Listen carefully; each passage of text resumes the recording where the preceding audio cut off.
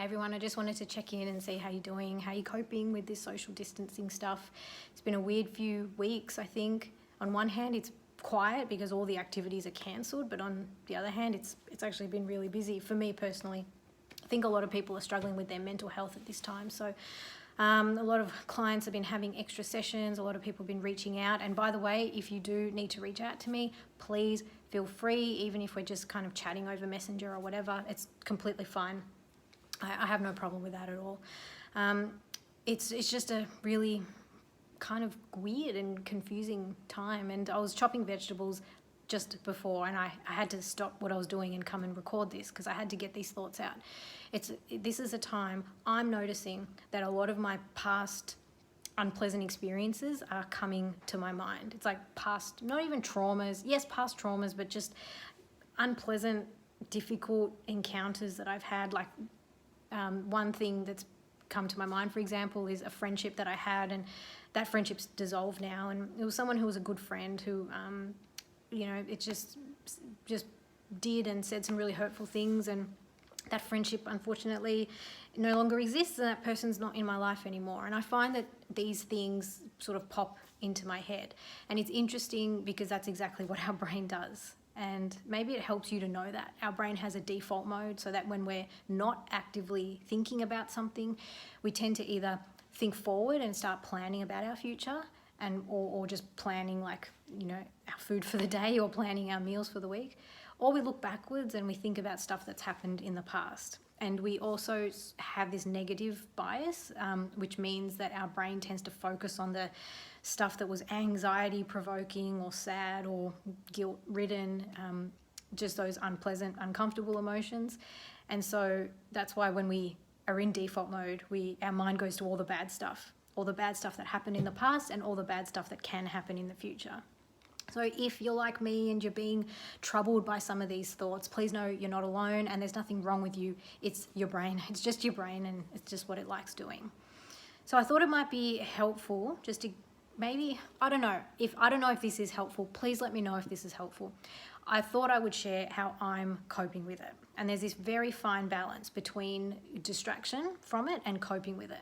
Now, sometimes we need to distract ourselves from our trauma, because if all of the traumas come all at once, it just becomes too much, and we can't cope with it mentally. So distractions can actually be a good thing. And if you find yourself being sort of, unproductive by the mainstream definition of the word, by society's definition of the word, if you're just sort of sitting around binge watching TV or building lots of Lego as I've been doing, or just, not doing all of this super productive, efficient, improving your efficiency and self-development stuff, it's okay.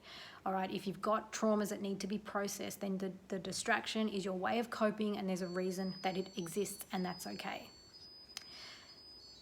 But then there are times when you think to yourself, well, actually, I do have the mental space to be able to process this. Maybe I can think about it right now. And I've been in that space from time to time where I think to myself, okay, so with this friendship that dissolved, what was that about? Did I, did I do something wrong, or was it the other person who did something wrong?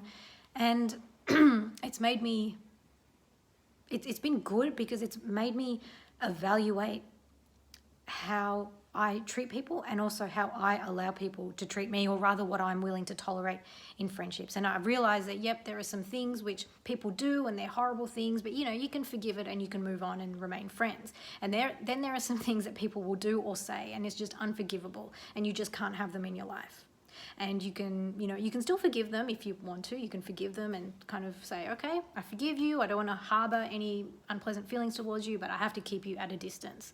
So sometimes going through and processing these past traumas, these negative experiences, sometimes they can be helpful in that regard. But it's a fine line. Are you able to process it? Do you mentally have the space to do it? Do you have the emotional bandwidth? Do you have the cognitive capacity to really sit and process stuff? Maybe you do sometimes, and maybe you don't. And hopefully you'll recognize yourself in both of these situations, because there are times when we feel one way or the other. And so I guess my suggestion is that when you do have the time the mental space to be able to process some of these things. I've got a couple of suggestions that help me. So one of them is talking it through with someone you trust, someone who knows you, like maybe a partner or a best friend or a parent.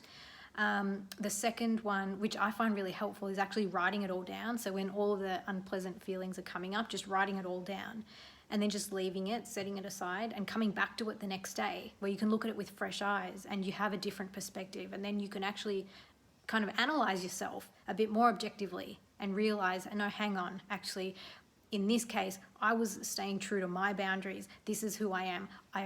I'm 100% okay with the way that things went because this person was disrespecting me. Or it might be that you realize, hang on, I was kind of a jerk and I did do something wrong, and I know for next time to do things differently. And the third suggestion that I have, which is to actually talk to someone who is trained in doing all of this. Now, it's hard right now because we're all psychologists, therapists, counselors, like we're all online. We have to be. So, I mean, I've been finding my schedule's getting quite jam-packed. And if you're a client of mine, please feel free to reach out and book something in because the schedule is getting a little bit full. But also, I would just say that, if you have written something down and you just want someone else to, cast their eye over it, like you can message me, if I can help. I can't guarantee that I can help. If I can help and just give that other perspective, then, you can always send me a message, send me a DM or something. I'm happy to help you out as much as I can. So this is getting a little bit long, so I'm going to leave it there. Can you please let me know if this is helpful, this kind of thing? Because I've been finding, what I'm really worried about? I'm just worried that we're going to see this flood of mental health challenges. People's mental health struggles are really going to come to the forefront. I'm very, very concerned about the impact that this social distancing is having, the impact of poverty for some people who now don't have jobs, the impact on children, the impact on families. I am concerned, and I want to do my bit to help. And if this is one of the ways that is helpful, please let me know and I'll make sure I keep doing more of them. So I appreciate you watching. Thank you for your time. Please take care of yourself. Reach out via DM, leave me a comment, let me know what you thought, and I will see you next time.